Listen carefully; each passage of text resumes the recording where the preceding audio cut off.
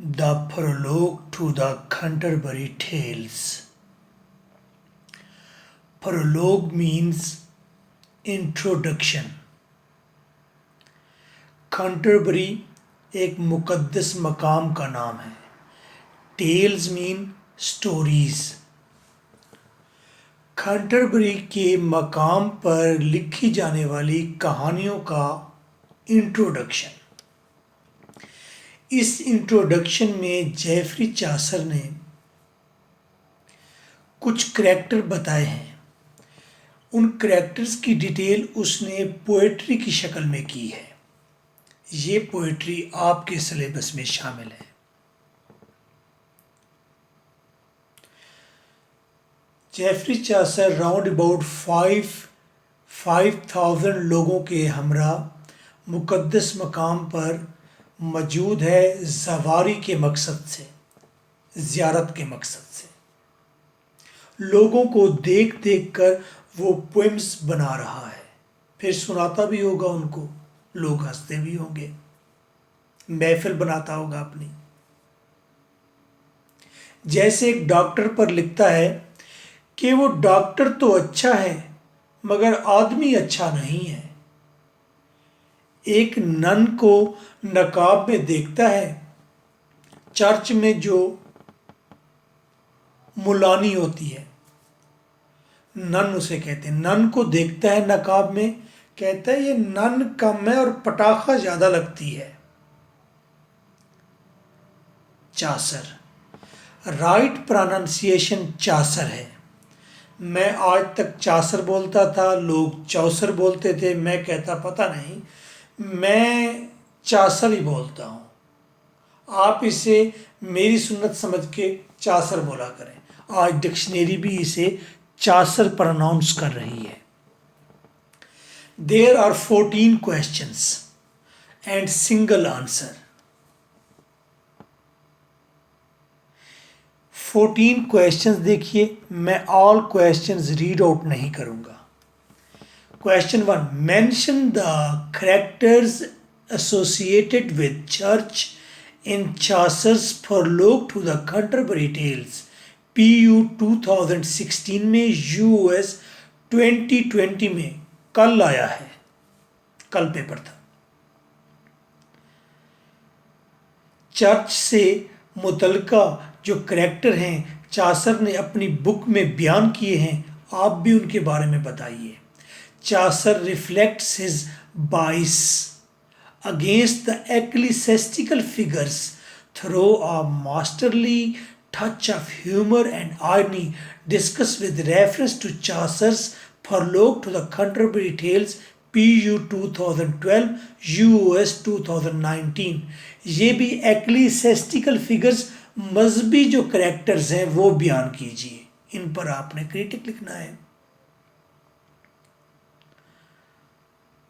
There are other questions too. मैं बताता हूँ ये 14 क्वेश्चंस किस किस टॉपिक पर हैं. जिसमें एक क्वेश्चन ये भी है, Chaucer's prologue to Canterbury tales represents his century completely. US 2020 में आया है, कल आया है. कि चासर के जो करैक्टर हैं ये चासर की सेंचुरी को मुकम्मल तौर पर रिप्रेजेंट करते हैं कि उस दौर में क्या हो रहा था. इन 14 क्वेश्चंस में जो टॉपिक बार बार आ रहे हैं वो ये है, आर्ट ऑफ करेक्टराइजेशन. PU तो बार बार यही क्वेश्चन करती है, आर्ट ऑफ करेक्टराइजेशन बताइए. और वाकई लाजवाब आर्ट ऑफ करेक्टराइजेशन है. इतना अच्छा करेक्टराइजेशन है, करैक्टर इतने सॉलिड और अच्छे हैं कि हमारी आंखों के सामने चलते फिरते नजर आते हैं. ऐसे उस दौर में तो नावल था ही नहीं, ऐसे जैसे कोई नावलिस्ट करैक्टर घड़ रहा हो. एक्लीसेस्टिकल फिगर्स, मजहबी करैक्टर बताइए. यूनिवर्सल करैक्टर्स, ये जो करैक्टर्स चासर ने बताए हैं ये यूनिवर्सल हैं. ये आपको दुनिया में हर जगह मिलेंगे. डॉक्टर हो गया, पुलिसमैन हो गया. आयरनी बताइए, ह्यूमर बताइए, तंज बताइए, मज़ा बताइए. चासर ने जो मज़ा किया है. हिज एज, क्या चासर अपनी एज का रिप्रेजेंटेटिव है? क्या वो 14 सेंचुरी को रिप्रेजेंट करता है? चासर की परलोक टू द कैंटरबरी टेल्स पढ़कर हमें पता चलता है कि चासर के दौर में क्या हो रहा था, मॉडर्निटी। क्या चासर 14 सेंचुरी में बैठकर क्या आज के पोइट का मुकाबला करता है? क्या चासर के अंदर वो सारी क्वालिटीज़ हैं जो आज के एक मॉडर्न पोइट में होती हैं? चासर इज क्वाइट मॉडर्न, इस बात को डिस्कस कीजिए।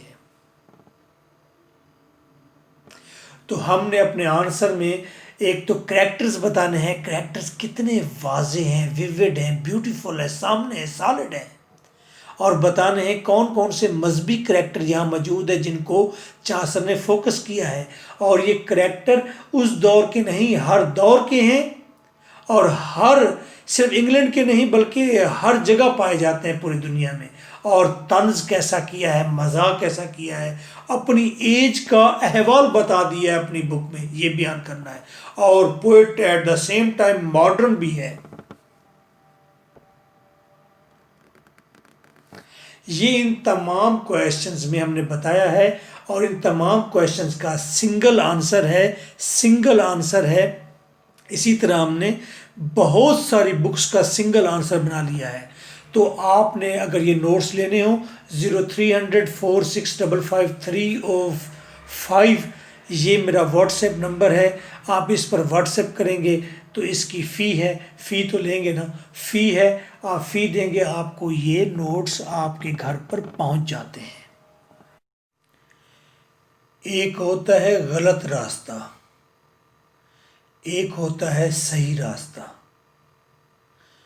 और एक होता है बीच का रास्ता। बड़े सर वाले बीच का रास्ता इख्तियार करते हैं, और चासर का सर काफ़ी बड़ा है।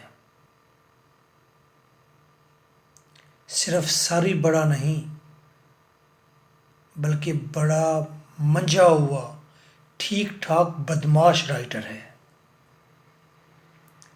इस बुक परलोक टू द कैंटरबरी टेल्स के बाद ही सारे राइटर बदमाश हुए हैं इसी को पढ़कर।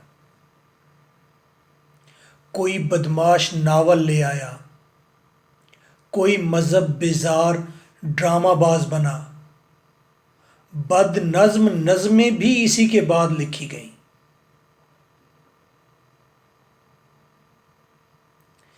लिटरेचर को जेफरी चासर ने ही जन्म दिया है। छोड़ें, दफा करें। इस बुक में तो पोएट पिलग्रिम एक जवार की सूरत बाकी जवारों के साथ एक मुकद्दस मकाम पर मौजूद है, साथ साथ पोएट्री की शक्ल में अपने सराउंडिंग के जितने करैक्टर्स थे उनकी खूबियाँ खामियाँ लिख रहा है। तंज़ो मज़ा भरपूर है। Answer of all 14 questions. The Canterbury Tales is full of good old fashioned filth.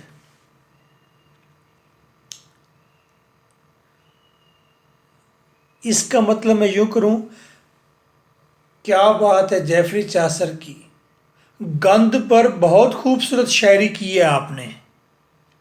Good old fashioned filth गंद, पुराने फैशन के गंद पर बेहतरीन पोइट्री है।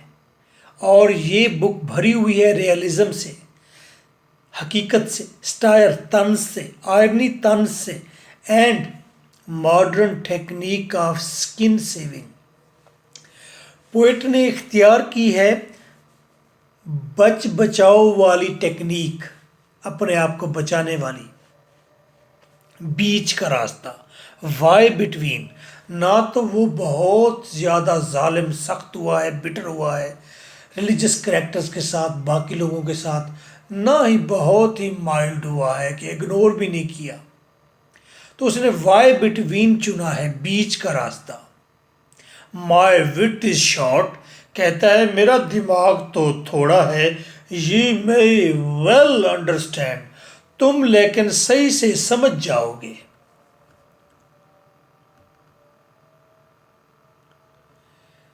Chaucer takes interest in autumn and spring equally. Chaucer ऐसा राइटर है जो खिज़ां में भी उतनी दिलचस्पी लेता है और बराबर दिलचस्पी लेता है बहार में। He takes interest in vices and virtues equally. वो इंसान के अंदर मौजूद वाइसेस, बुराइयों, एंड वर्च्यूज और नेकियों में बराबर दिलचस्पी रखता है। He takes interest in faces and feet equally. Character के चेहरे में जितनी दिलचस्पी रखता है उतनी दिलचस्पी उसके मैले कुचैले पाँव में भी रखता है। इन कलर एंड करप्शन, जितनी दिलचस्पी वो कलर्स में रखता है, स्प्लैशेस, रंगों की रंगीनी में जितनी दिलचस्पी रखता है उतनी ही दिलचस्पी वो इंसान की करप्शन में रखता है। इन ह्यूमर एंड हैमर इक्वली, जितनी दिलचस्पी उसे मजाक जनरेट करने में है उतनी दिलचस्पी उसकी हथौड़ा मारने में भी है। He takes interest in human equally. वो दिलचस्पी रखता है इंसान में और इंसान में। वो सिर्फ इंसान में दिलचस्पी रखता है, ना कि फरिश्ते में, ना कि शैतान में रखता है। वो बराबर दिलचस्पी रखता है, हर इंसान में रखता है। लीगिस क्रिटिक है चासर का, कहता है Chaucer sees things as they are. Chaucer चीज़ों को वैसे देखता है जैसे वो हैं, and paints them as he sees them. जैसे देखता है वैसे ही उसको पेंट कर देता है पोएट्री की शक्ल में। हाँ, with the humour and hammer, साथ मज़ा भी पैदा करता है और कहीं कहीं हथौड़ा भी चलाता है। हथौड़ा जहाँ चलाता है कहता है my wit is short you may well understand. मेरा दिमाग थोड़ा है, तुम लेकिन अच्छी तरह से समझ जाओगे, तुम गधे नहीं हो। और अगर वो हर चीज़ खोलकर पूरे गुस्से से बयान करता तो फिर क्रिस्टोफर मार्लो की तरह मारा जाता। Irony and satire are nothing. क्या औकात है आयरनी और स्टायर की? तंज की कोई औकात नहीं है। देयर नेचुरल, तंज तो फितरती तौर पर सामने आ जाती है। His irony and stare are the biological children of his great humor. असल चीज़ उसका ह्यूमर है, मज़ा है, जो बहुत कद्दावर है, बहुत अजीम अंदाज है उसका मज़ा करने का। उस मज़ा के जो बच्चे हैं वो स्टायर एंड आयरनी हो सकते हैं, तंज हो सकता है। असल मेजर उसका फोकस मज़ा क्रिएट करने में है। His humor is his hammer, और उसका मज़ा ही उसका हथौड़ा है। It says nothing to the character. उसका मज़ाक करैक्टर को कुछ नहीं कहता। ये हथौड़ा करैक्टर के सर पर बैंग नहीं करता, कोई धमाका नहीं करता। It just activates the age reader. ये हर दौर के रीडर को जस्ट उशाका देता है, उसको जोश देता है कि उठ, स्टॉप कर इस करप्शन को, स्पीक, बोल इस करप्शन के बारे में, स्प्रेड, हर जगह बात कर इस करप्शन के बारे में, स्ट्राइक, और इस करप्शन के सर पर स्ट्राइक कर, स्मैश, इसका कचूमर निकाल के फेंक दे। वो रीडर को एक्टिव करता है। तो रीडर को एक्टिव करना, रीडर को बादशाह बनाना, रीडर को कद्दावर करना, ये बड़े राइटर का कमाल होता है। छोटे कद के राइटर हमेशा नसीहत करेंगे, बड़े कद का राइटर हमेशा अपने रीडर को कद्दावर बनाएगा। तो ये मॉडर्न टेक्निक है। अगर अब भी जेफरी चासर मॉडर्न नहीं तो फिर कोई राइटर मॉडर्न नहीं है। अगर सवाल मॉडर्निटी के ऊपर है तो मॉडर्निटी की ढोल की साथ साथ आप बजाते रहेंगे, खुद ही बजा लेंगे। मैंने कोर मटेरियल दिया है। अगर मॉडर्निटी पर टॉपिक है तो शुरू में पैरा के मॉडर्निज्म लगाएं, एंड पर मॉडर्निज्म लगाएं।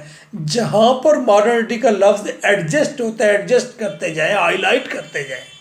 सेम लाइक अगर एक्लिसेस्टिकल करेक्टर्स है कि चर्च के करेक्टर बयान करें तो आप साथ साथ हर जगह पर एक्लिसेस्टिकल का लफ्ज इस्तेमाल कीजिए। मुझे उम्मीद है आप कर लेंगे। सेल्फ राइटिंग आपको आनी चाहिए। सेल्फ राइटिंग के मैंने 30 लेक्चर्स बना दिए हैं। उसी में स्पोकन कवर होती है, उसी में आपको खुद से लिखना आ जाता है, पूरी फैमिली को आ जाता है। 5000 में देता हूँ।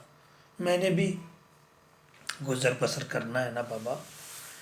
इन दिस हैप्पी कंपनी, इस खुशबोश महफिल में, कंपनी में पिलग्रिम्स की, ये जो सारे सवार हजाज बैठे हैं, he is a genius friend.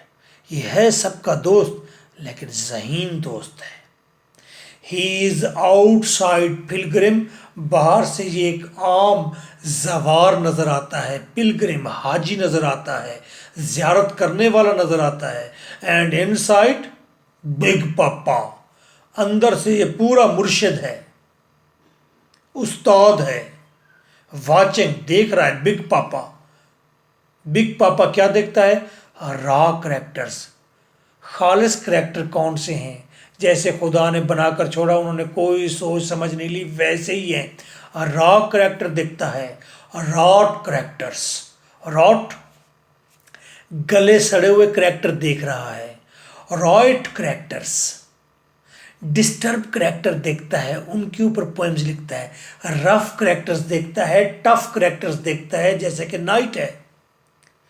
रावंस देख रहा है, राम्स देख रहा है, राम्स देख रहा है, अच्छे देख रहा है, बुरे भी देख रहा है, और ऐसे भी देख रहा है जो राम्स हैं, जो रावण भी हैं और राम भी हैं एट द सेम टाइम। वो करैक्टर भी मौजूद है सोसाइटी में, उनके ऊपर भी पोएम्स क्रिएट कर रहा है। All characters are feeling well.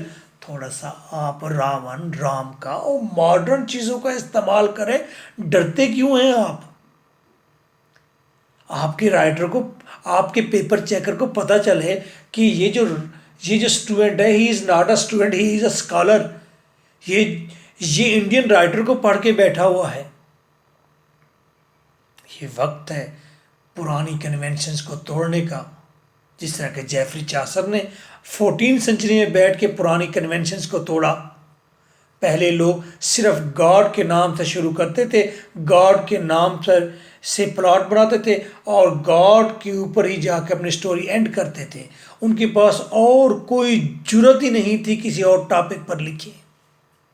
तो देखिए उसने आम आदमी के ऊपर लिखा। All characters are feeling well as they are. अच्छा, मज़े की बात है, आप जब इसकी पोइट्री को पढ़ते हैं, किसी पोएम को पढ़ते हैं, तमाम करैक्टर अपने आप को ऐसे फील करते हैं कि वो कंप्लीट है और वो ठीक ठाक है, ऑल इज़ वेल, और चीज़ ठीक है। करैक्टर ये फील नहीं कर रहा कि मैं कहीं पर फॉल्टी हूँ, डर्टी हूँ। करैक्टर ठीक ठाक है पोएम्स में, बट टू रीडर, लेकिन रीडर के लिए all are looking like a big cartoon. हर करैक्टर एक बड़ा मोटा ताज़ा कार्टून बन के सामने आ खड़ा होता है, चाहे वो सीरियस करैक्टर है चाहे नॉन सीरियस है, रीडर को वो एक कार्टून ही लगता है। तो ये राइटर का कमाल है कि उसने आपके विजन को इतना बड़ा कर दिया कि उसको ह्यूमन बीइंग कार्टून लगने लग गए वो, ताकि उनका अच्छा तज्जिया कर सके, वो अच्छा एनालिसिस पेश कर सके। तो ये राइटर ने आपको बादशाह क्रिटिक बना दिया। ये है जेफरी चासर। आइए करैक्टर देखते हैं। द स्क्वायर,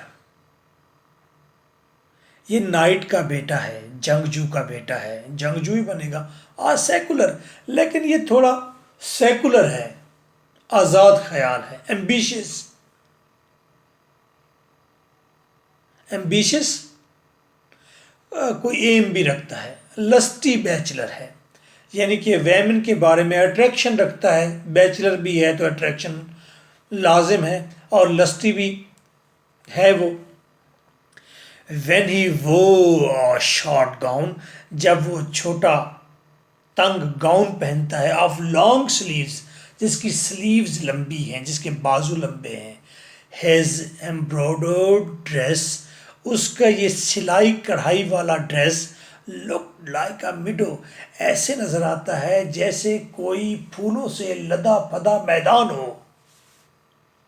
वाह क्या बात है।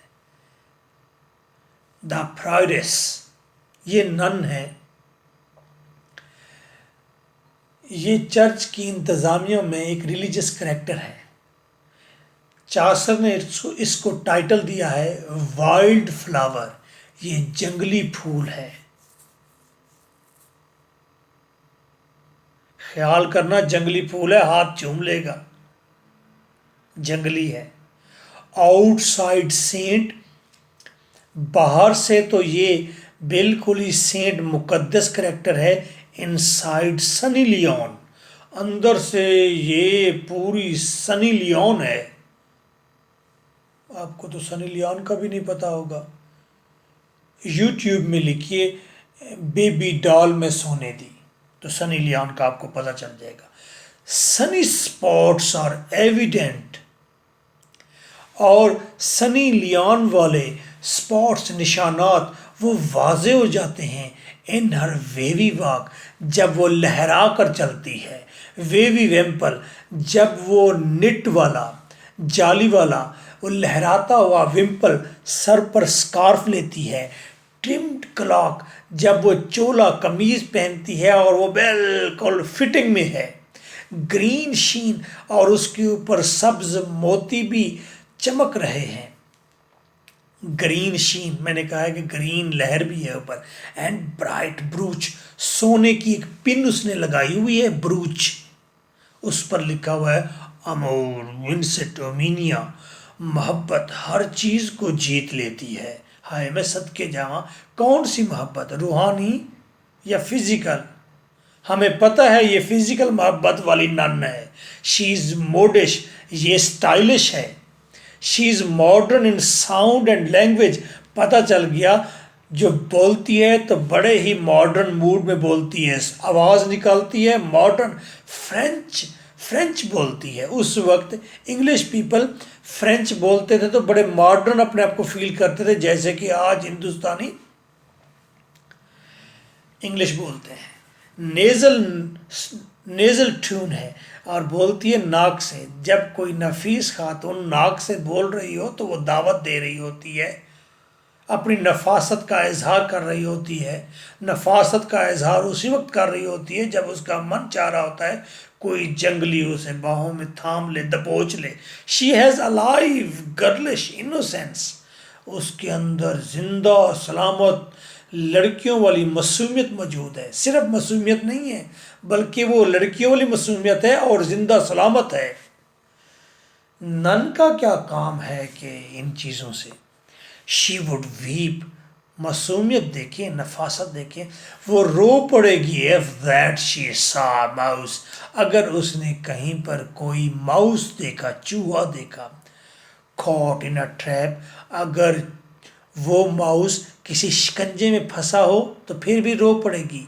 If it were deed a bleed, अगर ये माउस मर जाए फिर भी रो पड़ेगी, जख्मी हो जाए तो फिर भी रो पड़ेगी।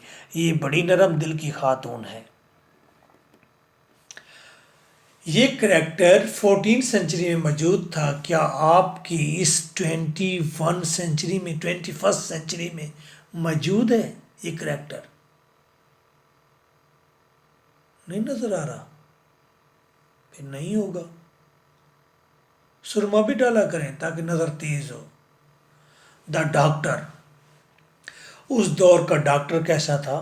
द डॉक्टर ऑफ फिजिक्स, ये डॉक्टर ही है, is covered in rich red and blue, उसने जो कपड़े पहने हुए हैं रेड एंड ब्लू पहने हुए हैं, having silver silk all around, जगह जगह थ्रेड लटके हुए हैं सिल्क के।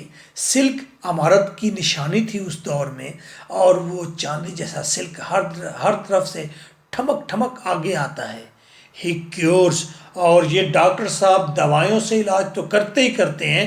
ही cures under the magic wave of stars, ये सितारों की जादुई जो एक वेव ऊपर से उतरती है उसके नीचे मरीजों का इलाज करते हैं, यानी कि एस्ट्रोनॉमी को भी जानते हैं।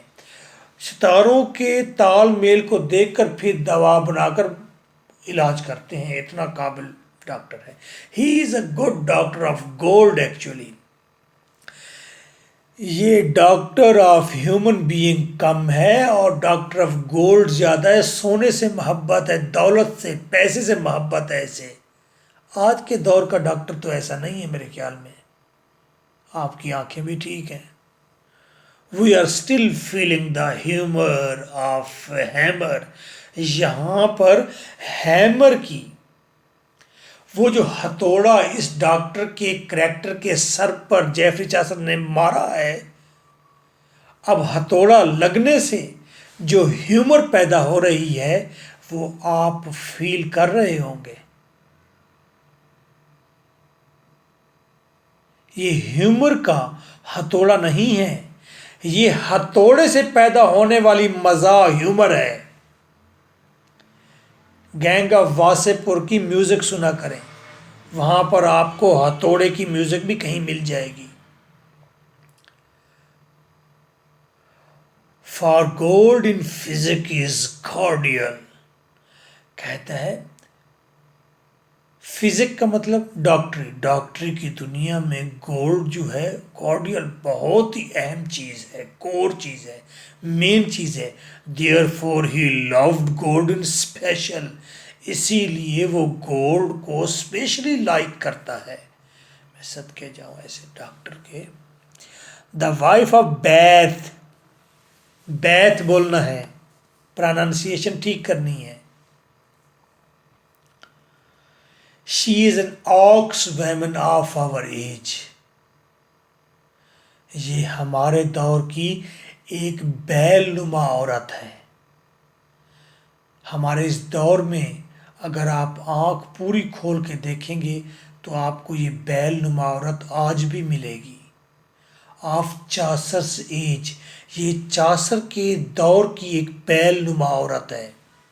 ऑफ एवरी एज, ये बैलनुमा औरत हर जगह हर दौर में पाई जाती है। ये 5-5 काम करती है दिन में ये बैलनुमा औरत, ये सारे शौक भी पूरे करती है। शी हैज बोल्ड फेस, इसका चेहरा हमेशा बड़ा बड़ा होता है। बोल्ड हिप्स, इसकी प्लेंटीफुल बड़ी सारी हिप्स होती हैं। हैवी स्कार्फ पहनती है, फाइन सॉक्स, नफीस सॉक्स, जुराबे पहनती है, रेड शूज भी पहन लेती है और शील्ड लाइक बड़ा हैट भी सर पर रख लेती है। ऐ काश कि आपको जिंदगी में कभी ऑक्स पढ़ने का मौका मिले। ऑक्स एक स्टोरी है, खुदा करे कि आप पढ़ें कभी, और एक एक लाइन एक एक वाक्य को दिल में उतारें, आपको औरत की कद का अंदाजा होगा। शी इज वर्दी, ये wife of Bath, she is worthy, ये काबिल है, ये इस काबिल है टू मैनेज 5 सेक्सुअल रिलेशनशिप्स, कि 5 मर्दों के साथ इसके सेक्सुअल रिलेशनशिप हैं, इसने उनको मैनेज किया हुआ है इस औरत ने, इस कदर काबिल ये औरत है। आपको हंसी आ रही है, ये बात हाईली फेवरेबल है फॉर मैन, ये मर्दों के हक में बहुत फेवरेबल बात है। एंड मेन्स लिबर्टी, और मर्दों की आज़ादी की फेवर में बात है। ये उस औरत ने मर्दों को सेटिस्फिकेशन भी दे रखी है और आज़ादी भी दे रखी है। बट सब कहते हैं हम नीली छतरी वाले से नीली इसलिए नहीं मांगते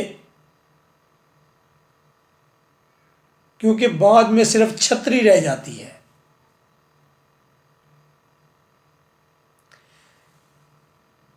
ये वैमेन, अगर आपको इस पर हंसी आई है, ये woman today she is present in your society.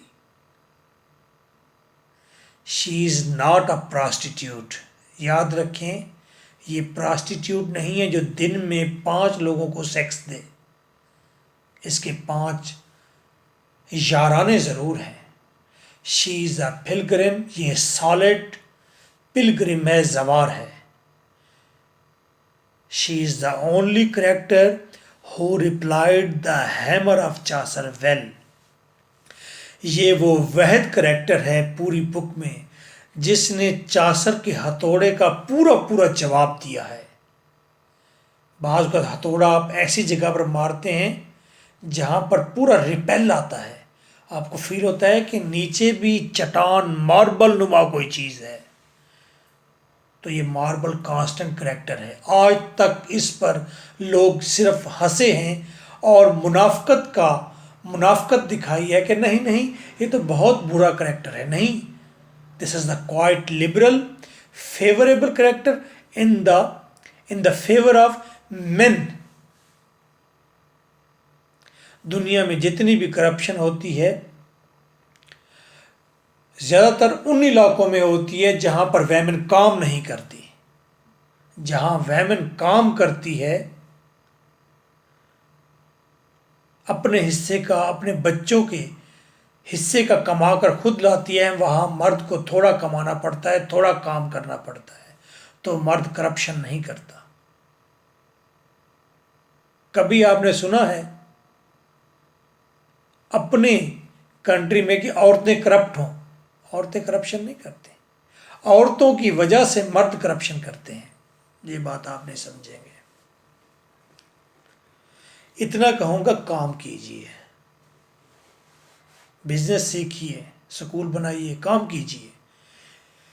ये औरत जिस पर आज तक हंसा गया, वाइफ ऑफ बैथ, मेरी पूरी सिंपैथी इसके साथ है और मैं इसे सॉलिड कैरेक्टर समझता हूँ। आप कन्वेंशनल चीज़ें नहीं पढ़ रहे, आप मेरे साथ हैं और आप एक बदमाश राइटर को पढ़ रहे हैं। He is not a mild writer. She was a वर्दी वेमन ऑल हर लाइफ। वो अपनी पूरी जिंदगी में बड़ी काबिल खातून रही है। Husbands at church door she had 5। Church के दरवाजे पर ही इसके 5 यार मौजूद हैं, हस्बैंड मौजूद हैं। Gat toothed was she. ये खुशकिस्मत औरत है। इसके दांतों के दरमियान में खला है, तो जिसके दांतों के दरमियान में खला हो वो खुशकिस्मत होता है, वो ट्रैवल करता है। तो राइटर ये भी कहता है ये खुशकिस्मत औरत है।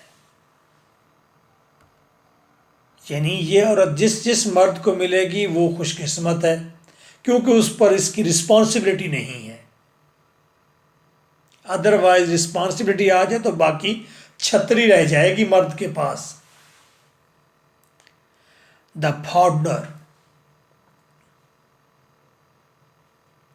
फार्डनर एक करेक्टर होता है चर्च में जो लोगों को माफ़ीनामे मुहैया करता है। एक आदमी ने अगर बलात्कार किया है तो उसको आकर वो एक पर्चा देगा, उस पर साइन कराएगा, कहेगा तुम्हारे सारे गुनाह मैंने अपने सर ले लिए और मैं खुदा से माफ़ कराऊंगा, तुम आज से पवित्र और पाक हो गए। Hammer of Chaucer strikes well on the head of partner holding yellow wax like hair. ये पार्टनर के बाल येलो हैं, वैक्स की तरह, मोम की तरह। जैसे आजकल लड़के वैक्स लगाते हैं, वो जेल लगाते हैं, लाइक दिस, इस तरह के इसके बाल हैं। चासर के दौर को आप इतना पीछे ना समझें, जदीद दौर से मैच करेगा। ये पार्टनर सेलिंग रेलिक्स, इसने अपने पास रखे हुए हैं कुछ बकिया जात, कुछ फटे हुए कपड़े, किस चीज़ के कपड़े हैं जी ये? टुकड़े टुकड़े रखे हुए। आ वर्जन मैरीज वेल, कहता है ये जो पाकबाज हज़रत मरियम थी, मरियम अलैहिस्सलाम, ये उसके नकाब के टुकड़े हैं, बकिया जात हैं, ख़रीद लो मुझसे। Saint Peter sail, saint Peter जब बोट में बैठकर समंदर में गया था तो उसके बाद बान के कुछ टुकड़े मेरे पास है, वो ख़रीद लो। Christ cross of precious jewels, हज़रत ईसा के गले में जो क्रॉस था मेरे पास, वो क्रॉस भी है, उस पर बड़े ही कीमती जेवरात लगे हुए हैं, अरे वो ख़रीद लो। And some pigs bones in glass, और कुछ मुकद्दस बाबरकत सूर की हड्डियाँ उसने गिलास में रखी हुई हैं, ये ख़रीद लो। वो माफ़ीनामे तो देता देता है, साथ ये माल भी बेच रहा है। Partner, this is a typical universal character, ये है एक मिसाली हर जगह पाया जाने वाला character. Holding a bag full of pardons, इसके बैग के अंदर पर्चे पड़े हुए हैं, कागज़ हैं, फॉर्म हैं पार्डन के, माफ़ीनामे के। And is ready to please who can pay price, जो भी पैसे दे सके उसको खुश करने के लिए तैयार है। तुम कत्ल करके आ जाओ, यहाँ मुझे दो पैसे और मैं आपको दूंगा माफ़ीनामा, और खुदा जाने और मैं जानूं तुम आज से पवित्र और पाक हो गए, तुम्हारे गुनाह माफ हो गए। आज भी ऐसे पंडित मौजूद हैं, पंडित यही काम तो करते हैं, कलीसा भी यही काम करता है, अज़ल से करता आया है। द समनर, ये समनर कौन है? ये आवाज़ लगाता है कि फ़िलाँ हाजिर हो, ऐसा कोई करैक्टर है, किसी को बुला कर लेते हैं। हैविंग ब्लैक ब्रोज, बड़े बड़े मोटे काले इसकी काली भवें हैं इसकी। एंड पाइल्ड बियर्ड, और इसकी बल खाती हुई दाढ़ी है। His head carried a garland, इसके सर पर एक बड़ी सारी खुशबूदार झाड़ी रखी हुई है। As large as an ale stick, ऐसे जैसे पूरा का पूरा दरख्ती सर पर रखा हो इसने। He was as lascivious as a sparrow, ये इतना कोई हवस प्रस्त आदमी था जैसे स्पैरो, जैसे चीड़ा होता है। सेक्स सेक्स और फिर sex. The man of law, policeman आ गया जी। टाइटल चासर कहते हैं जेंटल रास्कल, ये है सादा सा बदमाश पुलिसमैन। एंड मल्टी कलर्स, आय हाय रंग बिरंगे कपड़े। द पुलिसमैन इज टिपिकल, ये पुलिसमैन मिसाली है, हर जगह पाया जाएगा, ऐसे ही पाया जाएगा। शार्प होगा, एंग्री गुस्से से भरा होगा, करप्ट होगा, ड्रंकार्ड शराब भी पीता होगा, एंड लस्टी, और ये सेक्स का भी शौकीन होगा। टू कोप हिज प्रोफेशन, अपने प्रोफेशन के साथ, अपने प्रोफेशन से पूरा उतरने के लिए, अपने प्रोफेशन पर पूरा उतरने के लिए तैयार है। यानी कि अगर पुलिसमैन बनना है तो आपके अंदर ये सारी क्वालिटीज होनी चाहिए, गुस्सा भी होना चाहिए, करप्शन भी, ड्रंकार्ड भी, लस्टी भी होने। ओनली फॉर अ स्मॉल बोतल ऑफ वाइन, एक छोटी सी बोतल दे दो इसे शराब की, बड़ी बोतल का चौथा हिस्सा दे दो, क्वार्टर दे दो, he would permit a person, ये एक आदमी को इजाज़त दे देगा to keep a girl for a year, जाओ ले जाओ इस खूबसूरत लड़की को 12 महीने अपने पास रखो, कोई मसला ही नहीं है, कोई पूछे मेरा बताना। J.R. Holbrook remarks, Chaucer's characters in the prologue to the Canterbury Tales are just like pictures. ये महज, ये बस ऐसे लगता है बुक को पढ़कर जैसे हम पिक्चर्स देख रहे हो। Hanging on the wall of an art gallery, जो किसी आर्ट गैलरी की दीवार पर लटकी हुई हो। टू इंचेंट विजिटर्स, और विजिटर्स को अपनी तरफ खींचती हो विद देयर सक्सेसफुल रिफ्लेक्शन, अपने कामयाब तासुरात के बलबूते पर। कौन से कामयाब तासुरात? ऑफ एक्चुअल लाइफ, यानी कि असल ज़िंदगी के तासुरात इन करेक्टर्स के चेहरों से आया है। जो शराबी है उसका चेहरा भी पता चलता है कि ये आंखें मोटी मोटी है, शराब पीता होगा। And more than that they are still alive, और इससे बड़ी बात यह है कि ये आर्ट गैलरी में लगी हुई ये तस्वीरें, ये करैक्टर्स, ये आज भी जिंदा हैं। एंड ब्रीदिंग इमंग अस, और हमारे साथ इर्द गिर्द सांस ले रहे हैं। आप अपने इर्द गिर्द नज़र दौड़ाएं, ये करैक्टर सारे मौजूद हैं, आपको मिलेंगे। कुछ और राइटर्स का ख्याल क्या है? Here is God's plenty. Dryden कहता है अरे इस बुक में तो गॉड्स प्लेंटी है, इसमें बहुत कुछ है, कोई देवताई इसके अंदर खजाना है, ये भरपूर है, लबालब भरी हुई बुक है। Because the book is a microcosm of English society, क्योंकि ये किताब इंग्लिश सोसाइटी की पूरी रिप्रेजेंटेशन है, उसकी पूरी दुनिया को पेश करती है। माइक्रोकॉज़म एक छोटी सी दुनिया को पेश करती है, किसकी? इंग्लिश सोसाइटी की। पेन्ड बाय, और इस बुक को लिखा है mighty poet of the human heart, ऐसे अजीम पोएट ने जो इंसान के दिलों का पोएट है। जब इंसान के दिलों का मतलब कि वो लोगों के अंदर छुपी हुई करप्शन को, अच्छाई बुराई, सब चीज़ों को जान लेता है। A great renaissance gentleman, renaissance, और वो एक अजीम रेनेसां तब्दीली के दौर का सादा आदमी है, सादा राइटर है, तब्दीली के दौर का। मैंने आसान डेफिनेशन की है रेनेसां की। रेनेसां ये कहते हैं 15-16 सेंचुरी में शुरू हुई है, तो ऐसा लगता है कि चासर जिस तरह लिखता है, लगता है ये 14 सेंचुरी में रेनेसां को शुरू करने वाला है। रेनेसां के सीड्स चासर की इस बुक में मिलते हैं।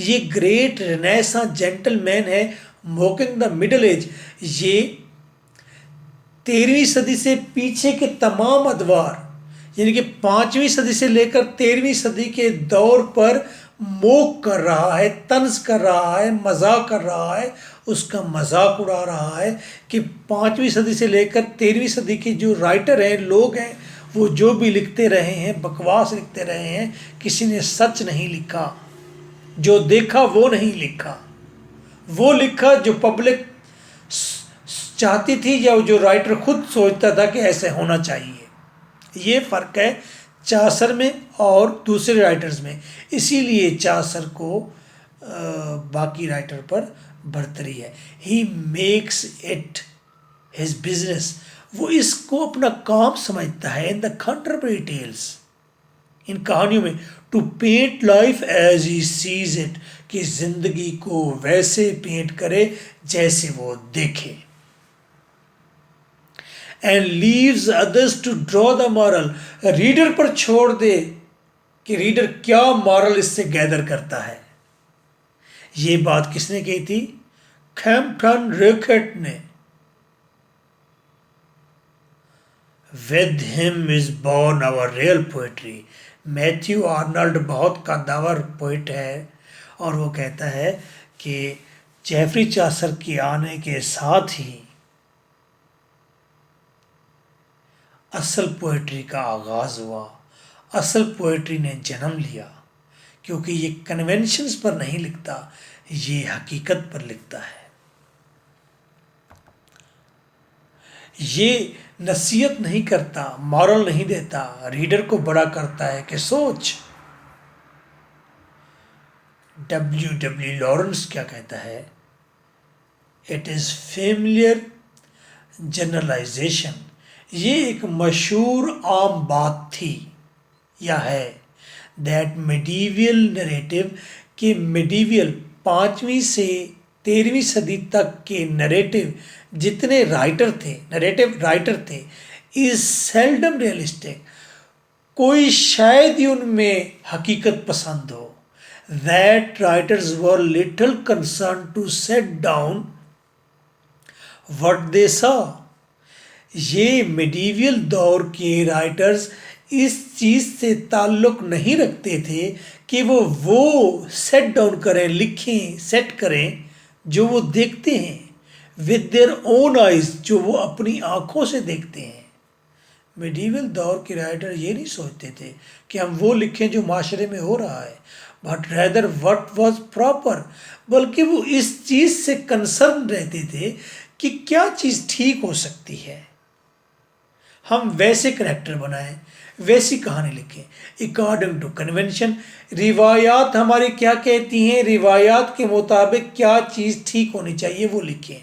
दैट दे शुड सी, या वो खुद भी किस तरह से उन्हें देखना चाहिए चीज़ों को, यानी कि वो रिवायात में बंधे हुए थे, वो नहीं लिख सके जो उन्हें लिखना चाहिए था, जो माशरे में हो रहा था। तो चासर फर्स्ट राइटर है जिसने आके वो लिखा जो माशरे में सामने हो रहा था। But the prologue started with renaissance shock. आप रिनेसा, आप prologue to the contributory book का स्टार्ट तो देखें, आपको शॉक कर देता है, हैरान कर देता है, और आपको लगता है ये तो बुक रिनेसा की बुक है, तब्दीली की बुक है। रिनेसा वाले शौक इसमें मौजूद हैं, with spring and not with God. Geoffrey Chaucer ने अपनी बुक का आगाज खुदा से प्रार्थना करते हुए नहीं किया, खुदा की तारीफ करते हुए नहीं किया, बल्कि बहार की तारीफ करते हुए किया। तो ये रिनेसा की क्वालिटी थी कि पुरानी रिवायात को छोड़कर नई बात की जाए, फिजिकल बात की जाए जो आंखों के सामने है। The book echoes the feature of 14th century. 14th century की जितनी भी खसूसियात थी वो इस बुक में इको होती है, उसकी गूंज मौजूद है। मसलन corruption was out of control, वो कहते हैं करप्शन तो आउट ऑफ कंट्रोल थी। वॉर्स वर फाउट, नाइट को पढ़ते हैं पता चलता है जंगें हो रही थी। Social changes were taking place, माशरे में तब्दीलियाँ भी आ रही थी। रिलीजियस पीपल वर करप्ट, मजहबी चर्च से जुड़े हुए लोग करप्ट थे। कमर्शियल सेटिंग, जो बाजार थे, बिजनेस थे, एंड द सोसाइटी, और सोसाइटी थी, was divided into various classes. Society और माशी लोग वो मुख्तलिफ क्लासेस में बंट चुके थे, lower class, middle class, upper class में।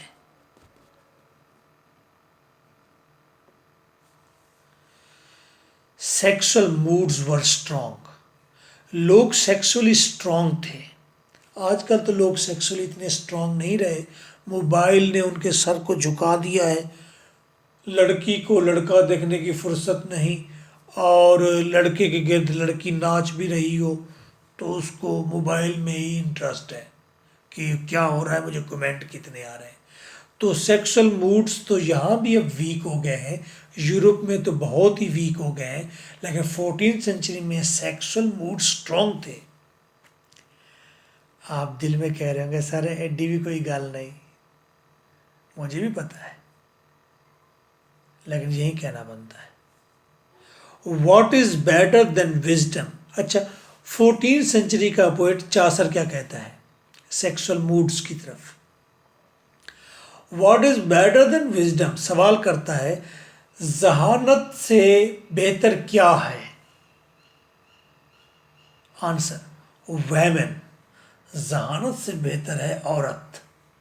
And what is better than a good woman, एक तगड़ी लड़की से बेहतर और क्या हो सकता है। जवाब है नथिंग, कुछ भी नहीं उसके आगे।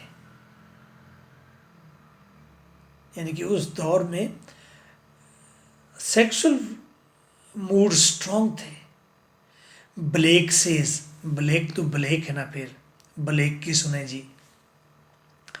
The characters of Charles pilgrims are the characters, हाय हाय आपका विलियम ब्लेक से पाला पड़ जाए, खुदा करे आप सारी जिंदगी विलियम ब्लेक से लड़ते रहें।